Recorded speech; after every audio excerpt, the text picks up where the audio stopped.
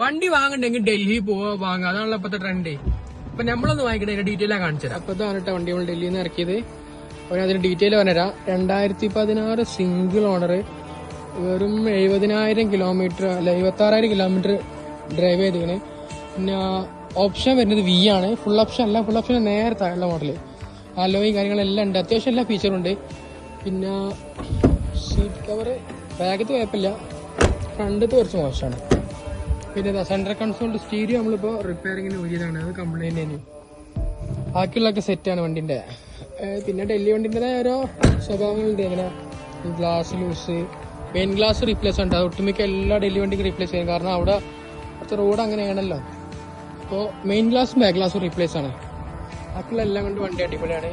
Engine സൗണ്ടൊക്കെ കുറച്ചൊരു പുക ഉണ്ട്, അത് EGR ക്ലീൻ ചെയ്താൽ റെഡി ആവുമെന്ന് വിചാരിക്കുക. പിന്നെ വണ്ടിമ അല്ലറച്ചില്ല പണിയെടുക്കാണ്ട് ഇതൊക്കെ ഒന്ന് ഇത് പൊട്ടിയാണ്, അപ്പോൾ ഇതൊന്ന് ബ്ലാക്ക് ആക്കണം ഫുള്ളായിട്ട്. പിന്നെ എന്താ റെഡി ബാക്കിൽ ഇത് ബ്ലാക്ക് ആക്കണം ഈ സാധനം. നമുക്ക് എൻജിൻ റൂം നോക്കാം. ഫുൾ ടാങ്കാണല്ലോ. എൻജിൻ റൂമൊക്കെ വരുമ്പോഴാണ് എൻജിൻ്റെ ഇതിനെപ്പറ്റി ആധികാരികമായിട്ട് എനിക്കൊന്നും അറിയില്ല കേട്ടോ, കാണിച്ചു തരുന്നുള്ളൂ. പിന്നെ ഇതൊരു 6 സ്പീഡ് വണ്ടിയാണ്, അതായത് 6 gear plus reverse, total 7 gear വണ്ടിക്ക്. നല്ല മൈലേജാണ്, അതാണ് പാകള് പ്ലസ് ഹോണ്ടൻ്റെ. പിന്നെ റിലയബിലിറ്റി ഉള്ള എൻജിൻ. ഇടിച്ചതായിട്ടുള്ള വലിയ പ്രശ്നമൊന്നും കാണുന്നില്ല നോക്കിയിട്ട്.